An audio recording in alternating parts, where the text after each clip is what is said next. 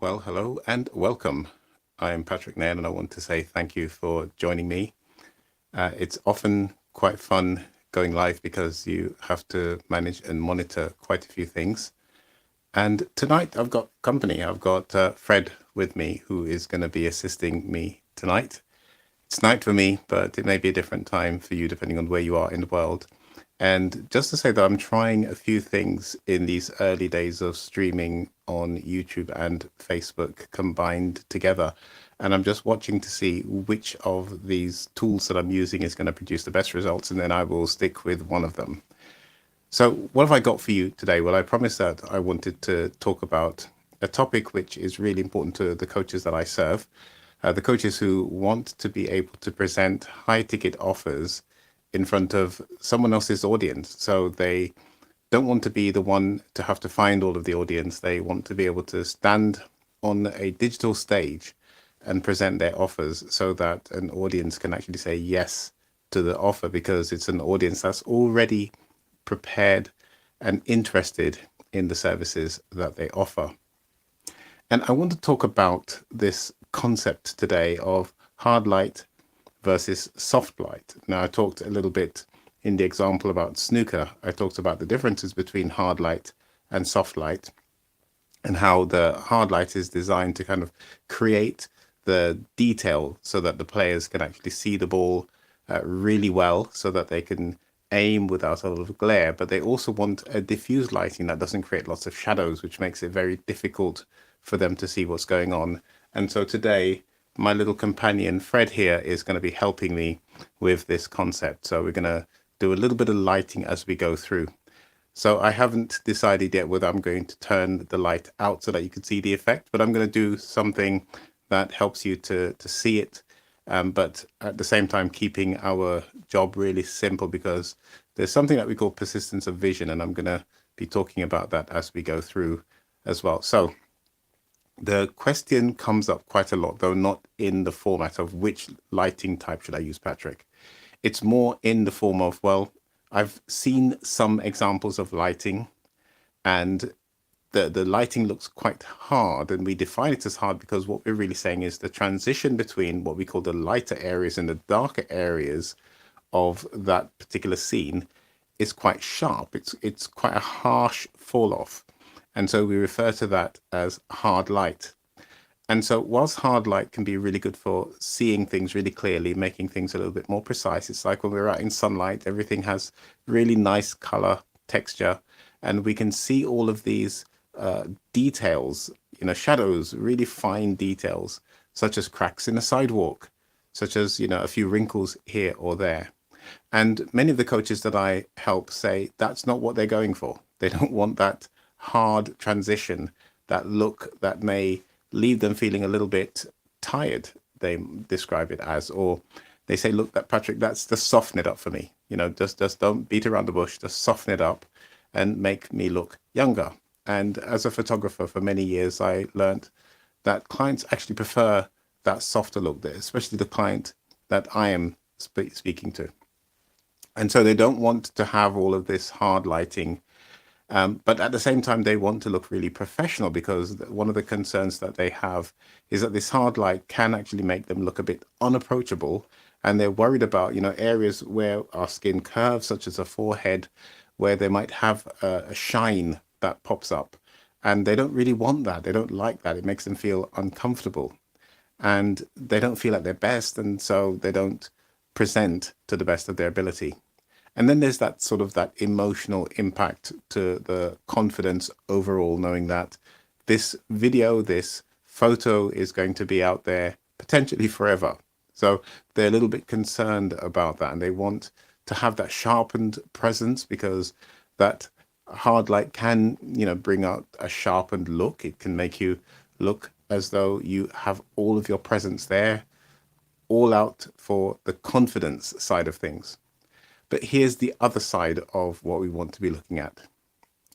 We want to also look at why this matters. Why is it important for us to be aware of this concept of hard light and what can happen? Well, there's this thing in science called the persistence of vision. And I want you to think back to your days in school, when you were studying biology. For those of you who might be watching, who have only recently studied biology, you'll know exactly what I'm talking about if you did anything to do with the eye. In the human eye, we have these things called rods and cones, and they are at the back of the eye, the retina area. And what happens is when a light shines in our eyes, and if we keep staring at that light for a while, those rods and cones become really sensitive to that light. And it's almost like they're storing a charge, if you will, a bit like a battery. They pick up that level of lighting and it almost just holds a pattern in your eyes. And if you look away and look at something dark, for instance, you still see that shape or the bright shapes that were there. And we refer to that as the persistence of vision. It's basically your brain and your eyes combining together to do something which can really be disorienting, distracting, and can actually make it very difficult for you to see and focus on what you're supposed to be looking at, especially while driving. If you go into a tunnel and there's lots of lights or there's a car in front of you and you're staring at those lights at the back, when you come out of the tunnel, you're still seeing that shape. If you've ever experienced that, you know exactly what I'm talking about. But simple ways to do it would be to sort of be in a room watching a television. You put that screen on pause and you can see something, and then you turn off the television or you switch out to the light that's supporting you, and suddenly you're in more darkness and you could see that persistence of vision going on. Now, why am I talking about this science bit? The science bit is really about explaining to you why, when we are on screen, particularly when people can see us with these bright, harsh colors and these bright, hard transitions of shadows to light, they can lead to this persistence of vision. And not only the persistence of vision, but the persistence of an impression. So what people see is, like, very often the last thing that they saw. That's what sticks in the mind. That's what sticks in the brain. The same thing happens and it just lingers there for a while and it becomes almost ingrained. So we want to think about that. So hard light can create some of these things that we need to be aware of. The other thing is that we need to think of is this thing called soft light. What about soft light? Well, if you think that hard light is the thing that people worry about, wait until I talk about soft light. So what are the things that people tend to worry about with soft light? Well, one of the things that the coaches are most concerned about is that it can feel a little bit sentimental, a bit too gentle, and risks being seen as, well, let's just say romantic. And therefore, it's not as authoritative when you want to speak to an audience who is much more focused around high ticket solutions, and also corporate audiences who might think that this is not quite in keeping with our brand. So these are things that become a part of the whole soft light concept, is that it can also kind of take away some of the definition, right? Because now, instead of a harsh shadow to light, we have a very soft, almost indistinct shadow to light. And things can feel in the mind a little bit more blurry, shall we say. And some people use what we call a ring light, which was designed really, if you go back and look at the early days of photography using flash, well, a ring light was designed really to focus in what we call the macro world, small things, insects, flowers, and such. But people use it because it creates this enveloping, almost shadowless look. But the problem is that you can look too flat with that. And it comes across almost like no features, a bit like a porcelain doll. And again, many of my coaches are not looking for that look because it can, as I said, evoke a bit more of a romantic novel feel and less business-like, which is really what they're going for. And the impact of that can be that it can cause our audience to feel a little bit too relaxed, shall we say, or it can evoke memories of things that we don't want them to focus on during that time. So we're trying to sell to an audience, we're trying to connect with that audience, and we might want to talk about the urgency of our offer because we might have limited stock, limited availability, time sensitivity, all of those things, but our audience is stuck thinking about a memory that they had of this wonderful holiday that you just evoked by your lighting. So what is it that we need to do? And as the question comes up for my coaches, which do I choose? Patrick, you've just given me a challenge here. How do I actually make a choice between the hard light and the soft light? How do I stop myself from looking so soft and romantic that my clients actually say, you're not a right fit? And how do I stop myself from losing all of my confidence when I'm trying to present, because I'm so worried about that little bit of shine that I can see somewhere? I can see it. I'm looking at it on screen. They can see it too. And that's now bugging me and causing me to really get stuck in the moment. Well, as I mentioned yesterday, for those of you who might have seen that video already, or if you just joined the series, I do cover this a little bit yesterday in the series that I was talking about, how to simplify this whole process, how to make it really easy. And a big part of that is helping you to choose and simplify that process. Well, yesterday I was talking about snooker and how the lighting is set up for snooker. And I talked a bit about what I use. I use a combination of the two.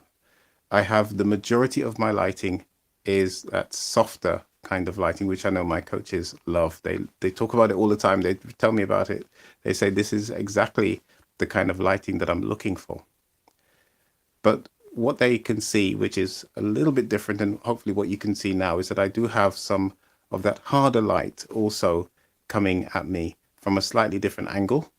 And therefore that produces a mix of around about 1 to 8, somewhere in that. And when we talk about 1 to 8, this is a lighting reference. It means that the soft light is about 8 times the level of the hard light.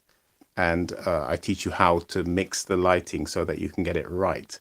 But what that does is that creates just enough of a hard light so that the look of a portrait is a bit more classical and looks a bit more like what we would expect to see a person looking like, but at the same time managing things like shadows and allowing for that slightly softer, more engaging feel that my coaches are looking for. So that's really what the big takeaway is from this, is I want you to start to think more about, I don't have to choose hard light. I don't have to choose soft light. I can have a combination of the two. And when we have that combination, one of the things that I want to draw to your attention is that it can be flattering, but bringing the two together can bring a few challenges. And that's why I've got my good old friend Fred here today. And so I'm just going to use a couple of little lights, which I want to kind of just show you what they are. They're two different lights, and they're two different lights for a reason. And the reason that I want them to be different is I want to show you how many of us make a radical mistake here, which is that we try to mix our lighting, and what we end up with is a bit more of challenge than the result that we're looking for. So I'm showing you a little bit of Fred now. We're going to focus on Fred, and you could see what happens when I've got Fred in soft light. But here I've introduced some hard light, and what we can see is Fred starts to go a bit overexposed. So I can pull this light back a little bit and soften Fred up somewhat. And we can see that what happens is now we've got this harder light creating a little bit more contrast for Fred. And what we're doing is trying to make this easier for our audience to see. And as I move this around, you can see some of the impact, because light is accumulative. And you can see now we've got some shiny or some hot spots which are impacting Fred. And I've got this other light because I want to show you what can happen sometimes when we combine two lights together with slightly different color temperatures, which it can be difficult to match sometimes. And I'm doing this live is quite fun, but what we're seeing here is that we can end up with this persistence of vision creating another problem, which is the skin starts to look a little bit unnatural because one of the colors begins to persist a lot more than the other.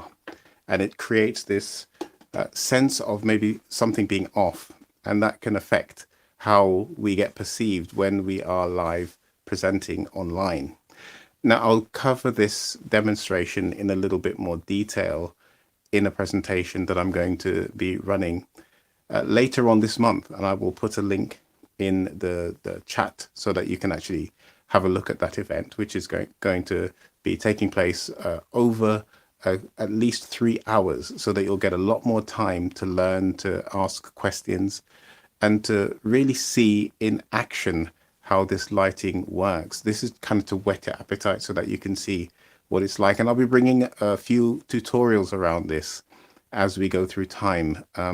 But look out for it. There's an event coming up. It's going to be in just a few Tuesdays time. And as I said, I'll put a link so that you can check it out and see if it's for you. Now, here's the thing that I want to ask you to do over the next 24 hours if you can, or, look, let's just do this as soon as possible if you can't do it within the next 24 hours, is to actually do that lighting test. See if you've got a more hard looking light at the minute. See if you can diffuse that light just a little bit. And I will be talking about soft light in the next 24 hours, actually, in the next presentation, where I'll share with you a little bit about how you can diffuse the light. But what I would love for you to do is to do the test. If your light is much harder, diffuse it a little bit and let's see what that looks like. If your light is really soft and you're starting to think this is looking too soft now, well, let's use another light to kind of bring that harder light together so that you can have a distinction for yourself and see whether the hard light or the soft light or the balance of the two is what is going to work for you.